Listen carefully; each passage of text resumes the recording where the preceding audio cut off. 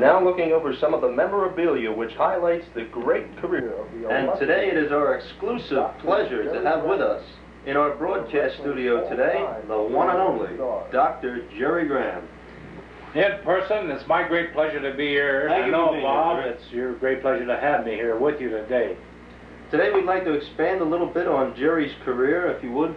Could you tell us how you got involved in professional wrestling, how you broke in to the original Graham? We know that. I certainly may. As you know, Jim Londas, a former world wrestling champion, started me in the arena that he owned in Phoenix, Arizona, the little Madison Square Garden.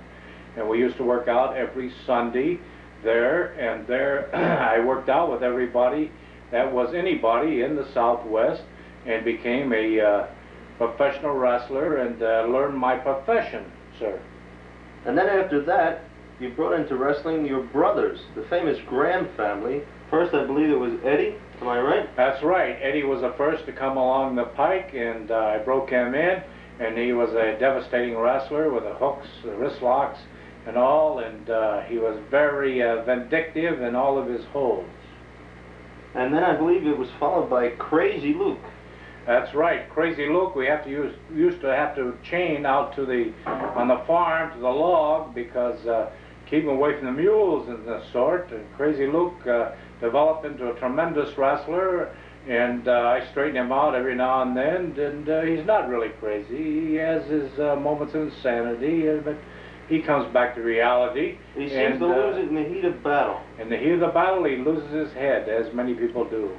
Along with your brother Eddie, you were one of the most infamous tag teams that wrestling has ever seen. I believe you held the tag team championship with Eddie some 5 times, a feat that has not been repeated by any tag team ever in the history of wrestling. That's true, Bob. Never before, never again. We held the title 5 or 6 times, and also the world championship. We beat everybody that there was to beat, including Don Curtis at the time, Mark Lewin, the best that they could throw in front of us. And as you know, Eddie is no longer with us. He blew his brains out in Florida. He was running all of Florida and did a wonderful job for 6, 7, 8, 9, 10 years until intelligence and Internal Revenue began to close in around him, and they cinched the rope up, and he couldn't take it, and he blew his brains out. It was a great loss to wrestling. I really think so, because he had a great wrestling brain. He had a wrestling brain.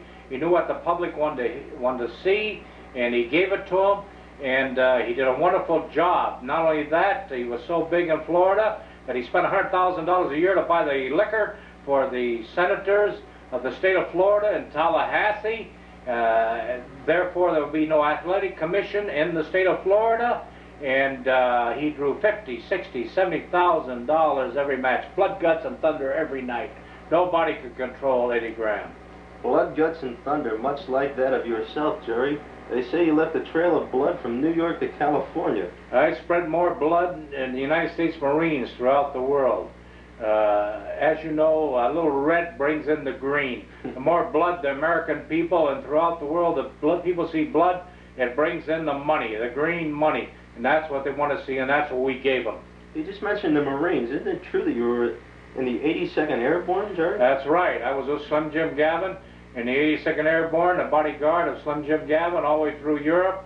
And Gavin was the youngest general since Armstrong Custer. Custer made it 21, and Gavin made it at 28. Everybody else was killed the time he got ready to leap into Normandy. What would you say during your career, what would you call the highlight of your career? The highlight of my career undoubtedly was the riot in Madison Square Garden. I knew the timing was right. The Puerto Ricanos, the Puerto Rican people, had never seen blood in Argentina or Morocco, and I hit him in the eye and split his eye, and they went insane.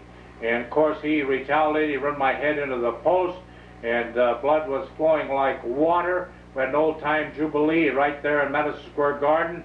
My partner was Dick the Bruiser. He was picking up Puerto Ricanos, throwing Puerto Ricans out of the ring like a farmer picking potatoes, and we carried out, the Puerto Ricans carried out 8 of New York's finest police. They had to move in on cavalry and club the Puerto Ricans down, and that undoubtedly was the biggest thing of my career experience. I was fined $2,000 or $3,000 for exciting a riot, But it was the first time they ever saw blood on the Latin Argentina. Rocco was dead. Isn't Dick the Bruiser still suspended in the state of New York as a result of it? That's right. Dick the Bruiser is still suspended and will never get back in the state of New York because of that, what happened at Madison Square Garden. I paid my fine, and I am still back in the state of New York and New Jersey.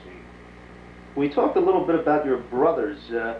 Now you have your sons that are involved in wrestling, the Wolfpack, as you like to call them. That's right. My Wolfpack is coming unto me. They're all gathering. Their mothers, you know, I had 3 wives, and their mothers would run with them to the various parts of the world. But my sons now, they are at the age 18, 19, 20, 21. They're coming to Father, and Father is showing them how to be world wrestling champions and will make them the greatest thing that ever hit. We are the greatest name that ever hit the wrestling business, if you want to call it that. But we're known throughout the world, and my sons are all coming to me, and the Graham name will go on into infamy, infinite. The Graham Dynasty, as they say. The Graham Dynasty is here forever. It's finite. We showed some wrestling memorabilia at the outset of this interview, and I think we should at this time show some of the pictures, Jerry, that you brought with you today, and share that with our guests. I'd certainly appreciate that. I think we have a shot here of your son, Jerry Jr., That's and right.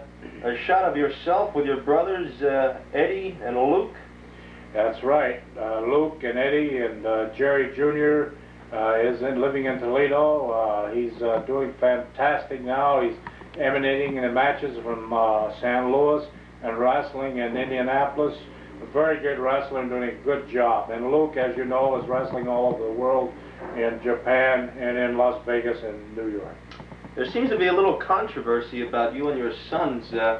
You've been known to come to ringside and act as their manager or second, as it were, and there seems to be a question as to whether or not you interfere in the matches. Well, no, I do not interfere. I let them do their best, and these boys have been trained in the professional wrestling, which is the greatest sport in the world, the only sport that runs in every country of the world and runs the year around.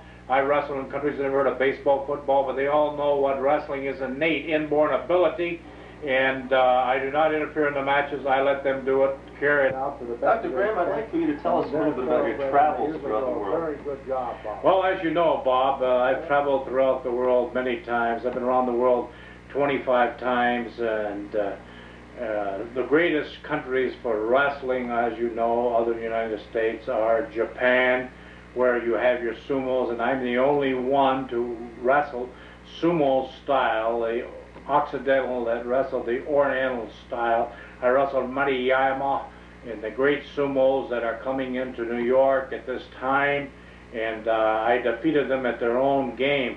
In fact, they called me in Japan and said, "You are making all of our Japanese sumo wrestlers look bad. You had better leave the country now or they're going to kill me." So I had to leave Japan at that time. But then I went into India, where it all started. Mother India, with Arjun Das Singh and Tiger Joginder Singh and Gama, who was buried in full military honors by the Pakistan government. And this is where wrestling started. Mother India, the cradle of wrestling. It's been going on for eons.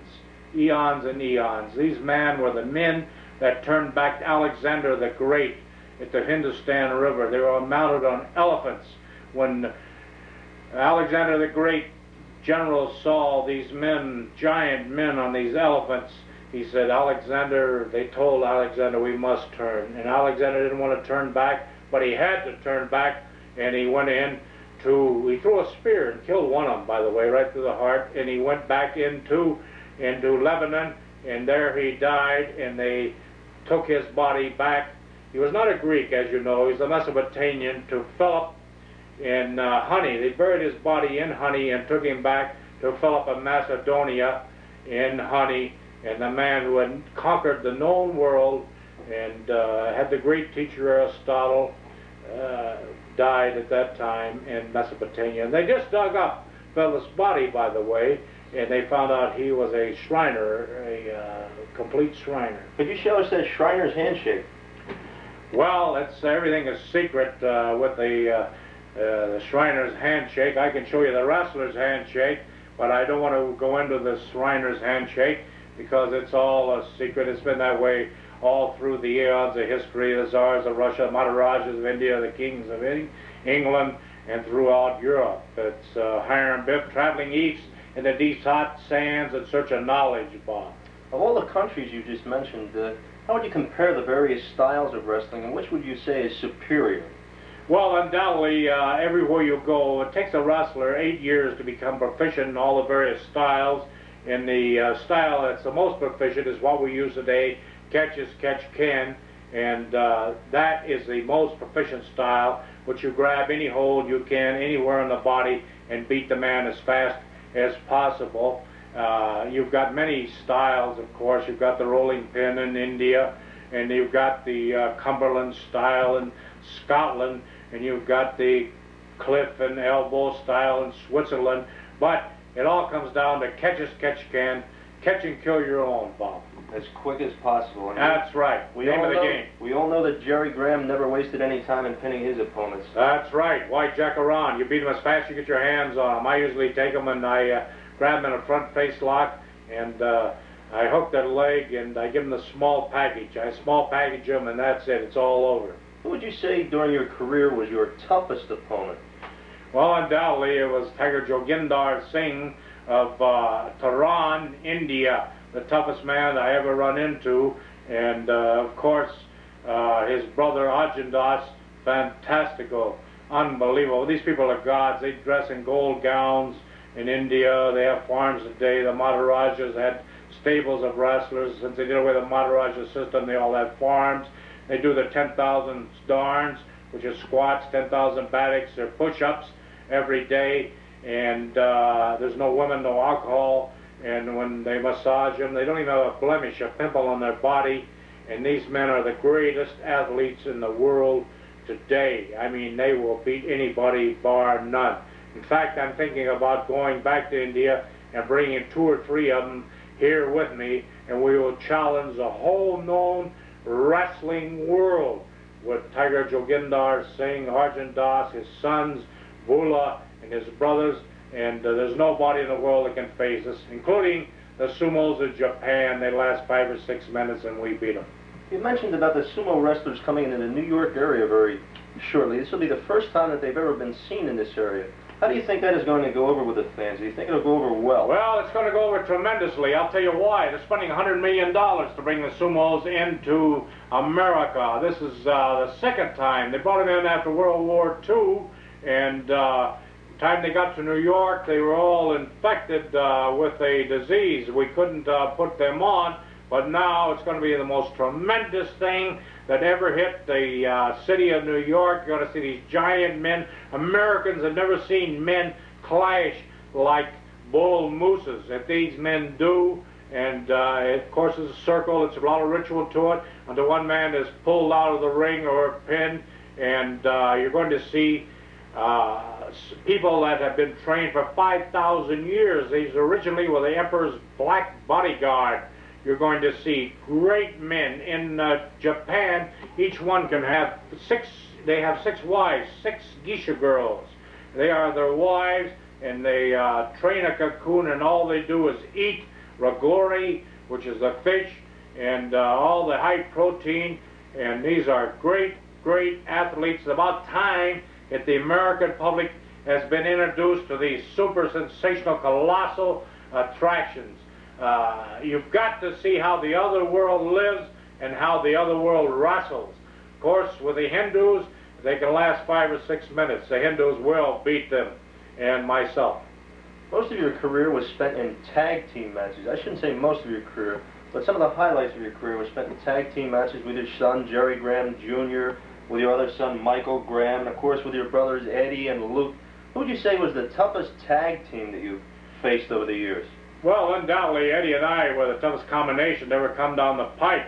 I'd say the toughest combination we ever faced was Don Curtis and Mark Lewin.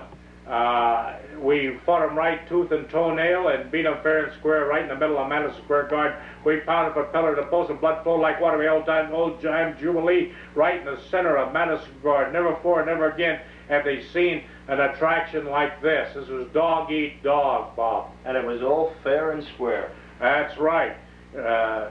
Catch and kill your own, brother. It was dog eat dog proposition, and they saw the blood fly in the fur. Well, Jerry, I think it's about time that we wrap this interview up, and we'd like to thank you very much for having you here with us today. It was indeed a pleasure, and hope that someday again soon that we may continue this conversation. Jerry, thank you very much. It's been a great pleasure. Bob, I know it was your great pleasure to have me here with you tonight.